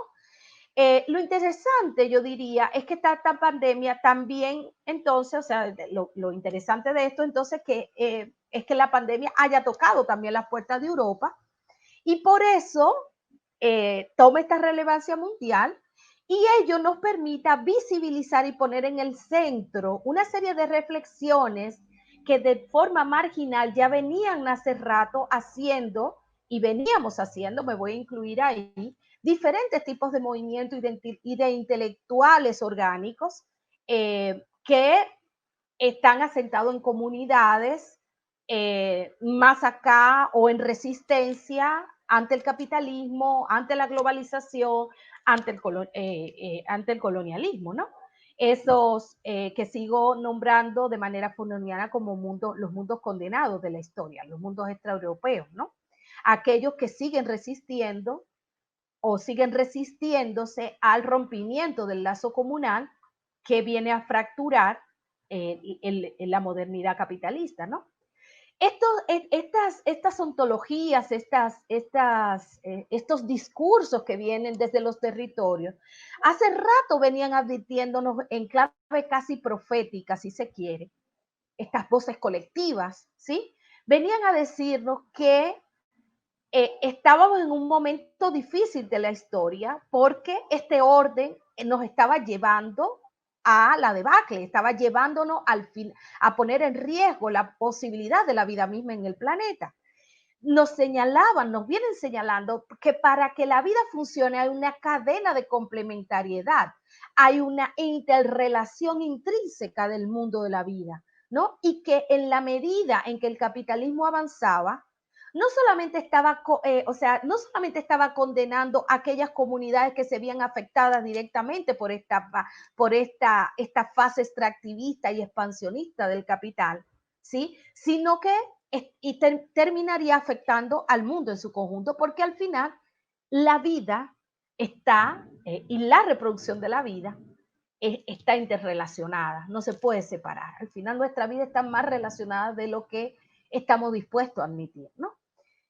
En el capitalismo, sin embargo, ese orden ha sido separado. Hay gente condenada, y es aquí la cuestión a la que quiero llegar, hay gente que ha sido condenada, y no solamente gente, sino hay parte de la existencia, aquello que ha quedado como del orden natural, que ha sido condenada a ser simplemente aquellos que se encargan de garantizar la reproducción de la vida y asegurar los beneficios y los privilegios del mundo que se ha entronado como el orden superior, ¿no? Como el mundo superior. Donde digamos que ese mundo condenado, ese mundo que tiene que garantizar esa reproducción de todo el resto, una gran parte de ellas, por supuesto, son mujeres, ¿no? Eso también es parte del avance de esta forma de organización social. Pero fíjense una cosa, no es de cualquier mujer que estamos hablando, y en eso quiero hacer énfasis a propósito de lo que decía Silvia Capanema, cuando ella habla de una mujer en general. No es que podemos hacer esa división y esa relación entre pandemia y mujeres, ¿no? Porque las que más se ven afectadas no son las mujeres en general, son ciertas mujeres, ¿sí? Que tampoco son una minoría, son la gran mayoría de las mujeres. Pero ojo también, hay una gran cantidad de varones que vienen de esos mundos condenados, ¿sí? Que también se ven afectados por este orden mundial, porque ellos también están haciendo un trabajo que corresponde, ¿sí?, a garantizar la reproducción de la vida dentro de este mundo capitalista, ¿no? Entonces, pensemos en lo que visibiliza la cuarentena, que es lo que se impuso en muchos de nuestros países fue una cuarentena, ¿no? La cuarentena le prohibía a la gente salir a la calle, le prohibía a la gente hacer turismo, salir al teatro, salir a consumir en restaurantes, en tiendas, en viajes, etcétera, etcétera. Y le dice a la gente que se quede en la casa, que no vaya a trabajar. Quédense en casa, nos dijeron. Pero ¿para quién era para quién funcionaba? ¿A quién era que le estaban diciendo quédense en casa? ¿Sí? En un mundo tan fracturado, en un orden colonial, clasista, racista. ¿A quién era que le decían quédense en casa? ¿Quién eran los que podían quedarse en casa? Hay un mundo oculto, ¿sí?, que se responsabilizó de garantizar que una parte del mundo, una parte de la gente o de la sociedad, no pudiéramos quedar en la casa, ¿sí? Se cerraron fábricas, se cerró el mercado de la hotelería, los bares, las escuelas, las instituciones estatales. Pero, ¿quiénes se quedaron en la casa? ¿Quiénes pudieron quedarse? ¿Quiénes pudimos quedarnos en casa? Me hago cargo, ¿no? ¿Quiénes pudimos comenzar a hacer tareas y trabajos que se podían hacer virtualmente? ¿Y quiénes tuvieron que salir a la calle para garantizar que nosotras pudiéramos quedarnos en la casa, trabajar desde la casa y vivir encerrados en la casa? Tenemos que hacernos conscientes del privilegio de poder quedarnos en casa. Y esto tenemos que hacernos cargo de ese privilegio también las mujeres de clases medias, de la burguesía y algunas que venimos de mundos condenados, pero que hemos logrado cierto nivel de privilegio a través de nuestra vida y de nuestro trabajo. Y también, por supuesto, varones que también vienen de esos mundos y que hoy pertenecen a las clases medias e incluso mismo a la burguesía y que pueden quedarse en su casa mientras el resto sale, ¿sí?, a hacer todo lo que permitiría que nosotros no podemos quedar en la casa. O sea, ¿quién limpia la ciudad? La gente que limpia la ciudad, estoy diciendo, los barrenderos, la gente que recoge la basura, la gente que cultiva la tierra, que tiene que seguir cultivándola, la gente que trae esos alimentos del campo a la ciudad, la gente que vende en los comercios, donde vamos de todas maneras a salir a comprar y abastecernos de alimentos o que nos lo van a traer a la casa, las trabajadoras domésticas, las enfermeras, ¿sí? Todo ese, las parteras, ¿sí? Toda esa gente tuvo que seguir haciendo el trabajo que le correspondía para permitir que el mundo siguiera funcionando, que la vida siguiera y continuara, ¿no? Sin esa gente, ninguna de nosotras no hubiéramos podido, de nosotras, de nosotros, de nosotres, pudiéramos quedarnos en nuestra casa. Entonces, digamos, esa estrategia de la cuarentena, desde el principio, nos permitía que algunos y algunas nos cuidáramos de el contagio al mismo tiempo que condenaba desde el inicio a que otros expusieran su vida para que ese otro grupo privilegiado o con ciertos privilegios o con menos desprivilegios, menos desprivilegiados, pudiéramos garantizar nuestra vida quedándonos en casa y haciendo todo desde allí.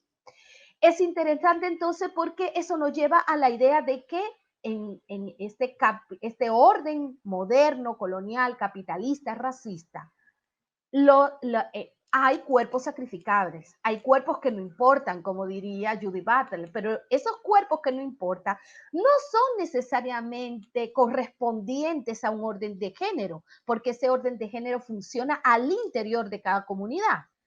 Lo que estamos viendo es que hay cuerpos sacrificables dentro de un orden global, ¿sí? Donde hay comunidades enteras, gente que pertenecen de pueblos completos, que van a ser sometidos al sacrificio para que el resto podamos salvaguardarnos, podamos estar en mejores condiciones y que una mínima parte de ella usufructe de un gran consumo, ¿sí? Y del extractivismo a todo el resto, ¿no?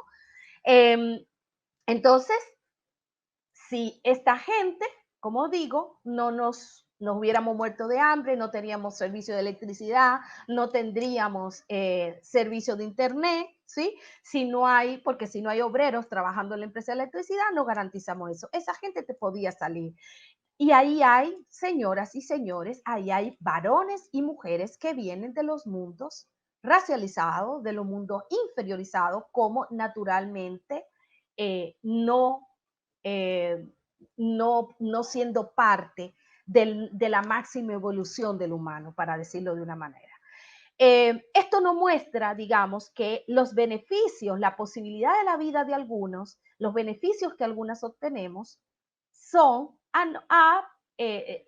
asientan sobre un colchón de la condena del mundo de muchos y muchas otras, ¿no? Entonces, también esto nos muestra la fragilidad de la vida, nos muestra nuestra independencia.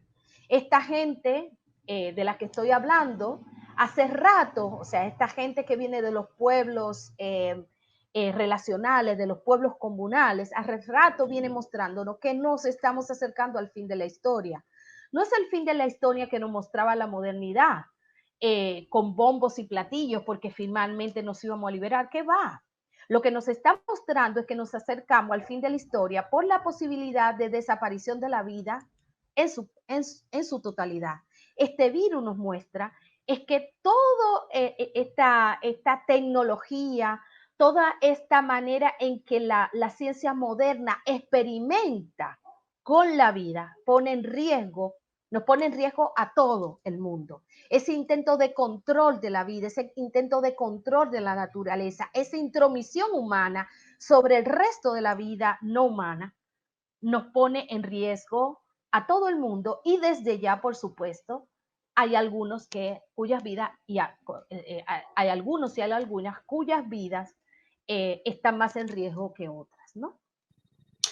Então, eu teria uma última questão, eu acho que muitas, né, no debate vocês já tiveram tempo aí de desenvolver várias questões, então agora só para encerrar uma última questão que eu gostaria de pedir que respondessem assim, mais rapidamente, mas eu gostaria de ver o contraponto, então, no contexto atual da onda conservadora, como que ela interrompe processos de conquistas femininas e feministas, né? Sejam conquistas femininas e feministas, ou também como essa onda conservadora, ela vai interromper solidariedades tradicionais, solidariedades femininas, né? Na América Latina, a gente vê que essa onda conservadora vai mexer com essas solidariedades, com formas de vidas e questões femininas. Também na Europa, a questão por exemplo, de questionar conquistas como o aborto, que também acontece na América Latina, uma luta pelo aborto, e ao mesmo tempo, né, pelos corpos e liberdades dos corpos, e ao mesmo tempo, um movimento conservador que vai julgar essas questões e que vai reduzir os direitos das mulheres e determinar que as coisas funcionem de outra forma, né? Então, como que dentro da perspectiva de vocês veem essa onda conservadora? O trabalho de Silvia Federici mostra que o próprio capitalismo quando ele é instaurado, é uma relação conservadora, reacionária. Então, como que hoje essas forças reacionárias, conservadoras, elas também estão atuando para reprimir as mulheres em seus corpos e em suas existências de solidariedades? Por primera cosa, yo creo que esta ola conservadora es una respuesta inmediata al protagonismo de las mujeres. Que claro que hay un movimiento muy, muy fuerte en estos años en particular.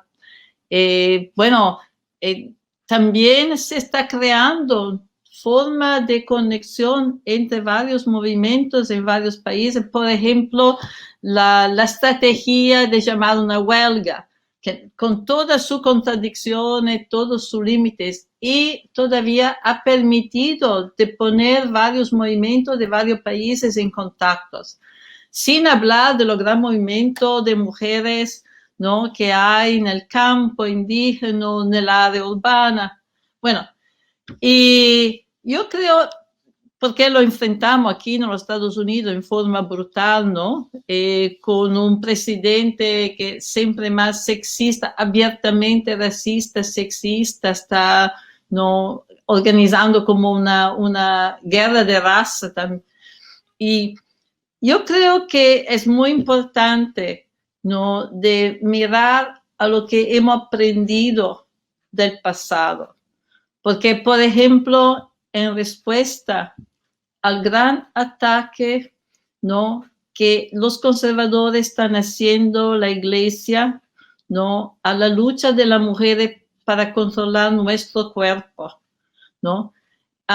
En respuesta, en el pasado se ha enfrentado, se ha armado una gran movilización por el aborto, ¿no?, que es fundamental, es importante, y que pero no es suficiente, ¿no? Porque exactamente mirando a la historia del capitalismo, a la historia de la esclavización, a la historia de la colonización, a la historia reciente también de las comunidades negras en los Estados Unidos, ¿no? Hemos visto que no solamente el capitalismo ha negado a la mujer el control sobre nuestro cuerpo, imponiéndonos la maternidad, lo ha hecho también negando el derecho a la maternidad.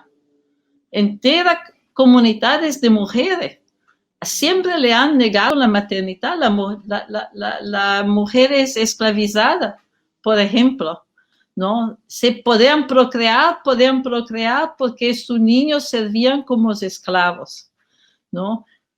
Toda una historia de esterilización que sigue hasta ahora. No sé si se ha dicho los medios que recientemente han descubierto que ICE, ¿no?, prácticamente la institución que maneja la inmigración de los Estados Unidos, ¿no?, en su campo de detención ha practicado muchísimas histerectomías, ¿no? A pesar que las mujeres hablan de colectores de úteros. Se descubre que en la cárcel en California han esterilizado hasta los últimos años mujeres presas, ¿no? Entonces, ahora me parece muy importante, en un momento de represión muy fuerte, busco, ¿no?, el caso de la procreación como caso icónico. No es el único, claro, pero como caso que es central, ¿no? Porque, por ejemplo, aquí, en los últimos años, han adoptado leyes en muchos estados que se llaman leyes de protección del feto. Y cuando protegen el feto, significa que el feto es considerado como una persona legal, ¿no? También se es un nuevo fertilizado. Un nuevo fertilizado hoy en algunos estados es considerado legalmente como una persona. ¿Qué se pasa cuando hay esta ley? Se pasa que todo lo que una mujer hace, ¿no? Es visto como puede ser interpretado como un ataque al feto. Tú tomas alcohol, tú vas en coche cuando embarazada, ¿no? Tú tomas medicina, también medicinas legales que pero pueden afectar el feto. Entonces, ya muchas mujeres han sido encarceladas. Entonces, no, se habla de criminalización de la maternidad. Criminalización de la maternidad que afecta, claro, a las mujeres de color, a mujeres migrantes, pobres, mujeres que no tienen recursos para ir a una clínica privada. Hay también redes de control. Por ejemplo, en varios estados, la policía hoy debe comunicarnos, los doctores deben comunicar a la policía si hay un test de sangre que no es completamente claro. Entonces, nos vamos a enfrentar, yo creo que vamos a un nuevo movimiento de mujeres para defender, porque particularmente ahora van a intentar abolir pero yo hablo de esto para decir que es muy importante, ¿no? Repito lo que he dicho al inicio, que es importante tomar estrategias que van a subvertir las divisiones, van a subvertir las jerarquías, van a subvertir, ¿no? Toda esta herramienta que el capitalismo, el Estado han creado con su cárcel, su policía, su racismo para dividirnos. Entonces, la respuesta a los conservadores, ¿no? Es una respuesta que debe, ¿no?, mirar, sea a recupero de nuestro cuerpo, pero no a recupero solamente del cuerpo de mujeres que son privilegiadas y que entonces se deben preocupar solamente de poder rechazar la maternidad. Muito obrigado, muitas graças, Silvia. Agora vamos para, então, Ilderquis Espinosa. Bom, com você a palavra. Decir que estoy también en esto de acuerdo con Silvia, o sea, creo que si el feminismo está siendo amenazado es gracias justamente a todo el poder que ha acumulado, ¿no? Hay un poder, hay un, digamos, hay un lugar que ha construido el feminismo y que goza, digamos, de legitimidad a nivel social, y eso ha sido producido por la feminista, ese lugar de enunciación que goza de cierta legitimidad. Y gracias a eso, hoy hay una confrontación con otros espacios de la sociedad que también gozan de poder al interior de la sociedad, ¿no?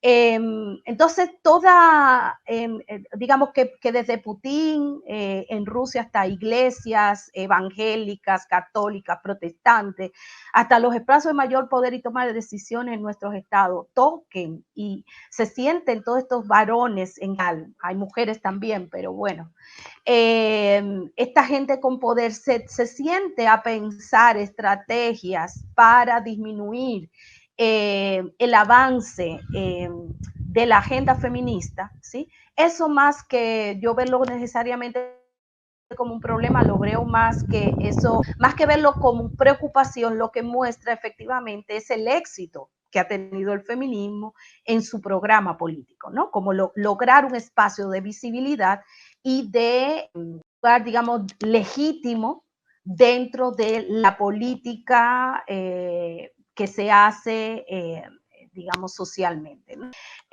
A mí entonces, digamos, lo que, digamos, desde este lugar, desde el margen, ¿qué me preocupa a mí? ¿Qué le preocupan a muchas de las feministas antirracistas y descoloniales?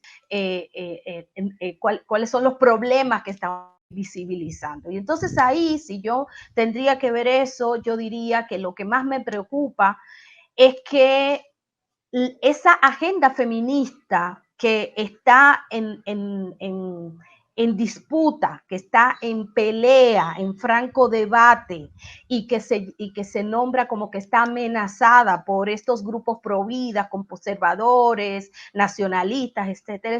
Esa es una agenda feminista que no es la agenda feminista ni la que tiene en las preocupaciones de la mayoría de las mujeres, sino que es una agenda feminista hegemónica que ha sido producida a nivel global y que piensa que los problemas de las mujeres son también universales, ¿no? Por ejemplo, el aborto se piensa como un problema global, como pensar la cuestión de las violencias hacia las mujeres, donde la violencia se centra, por ejemplo, en la relación personal entre un hombre y una mujer o entre la violencia que se da en el espacio también que se le llama de la casa o en el espacio privado, ¿no?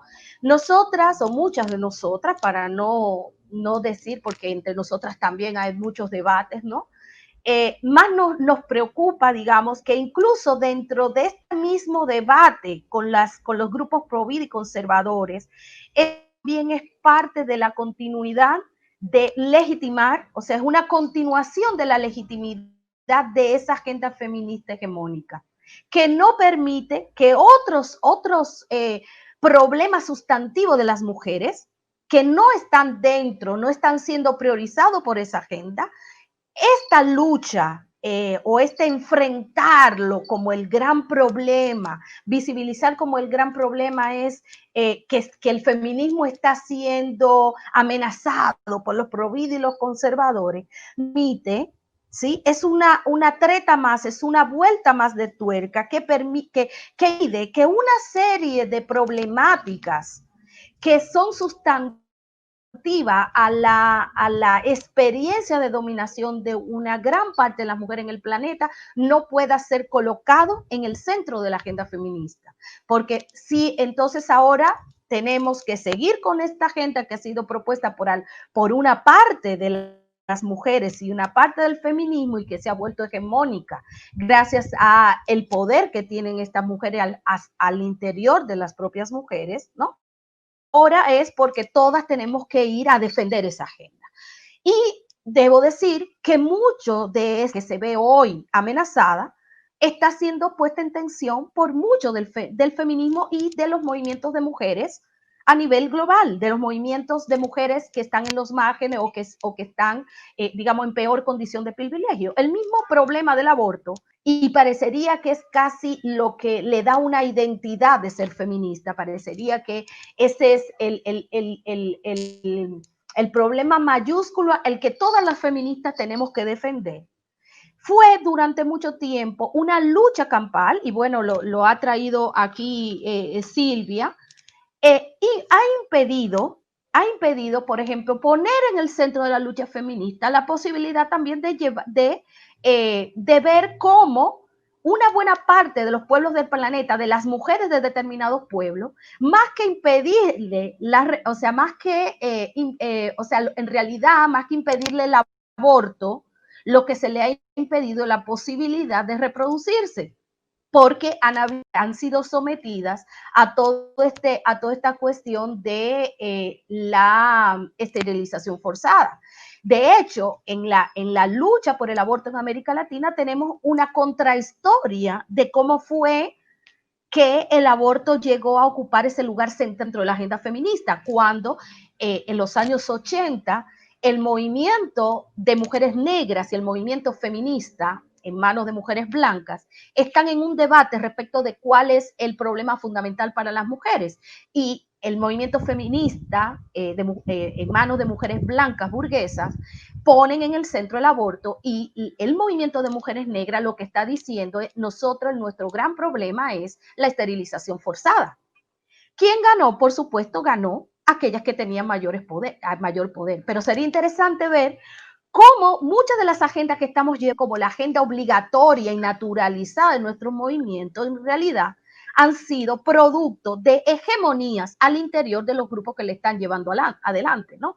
Entonces, para mí, como feminista descolonial, te diría que mi preocupación mayor no es esta cuestión de los grupos pro vida conservadores, por supuesto, está ahí, por supuesto, no vamos a estar a favor de ellos, pero para nosotras la centralidad de la lucha está puesta en otro lado, o sea, nuestra preocupación está puesta por otro lado, porque los pro vida y los conservadores, los nacionalistas, jamás están pensando, igual que mucho de ese feminismo que se está enfrentando con estos conservadores y estos pro vida, han pensado, digamos, cómo darle la vuelta a esa agenda de manera que responda a la mayoría de las mujeres. Eso tendría para decir. Muito obrigada, muitas graças. Então, acho que agora vamos aqui caminhando, né, para o encerramento. Agradecer mais uma vez as duas, Silvia Frederici e o Zerkis Espinosa, pela fala, pela presença, que foi, para mim, muito importante. Acho que para todas que vão assistir, todas e todos, não é? Esse debate, né, e entender como ferramentas para nos colocarmos, né, nas nossas lutas feministas e nossas existências e nossas solidariedades femininas, onde estivermos. Né? Então, em nome da FLUP, eu gostaria de agradecer as duas e dizer também que nós estamos atualmente trabalhando para trazer a FLUP para a periferia de Paris. Então, com o Júlio Ludemir e com toda a equipe da FLUP, da Festa Literária das Periferias, vamos fazer cada vez mais eventos aqui também na periferia de Paris.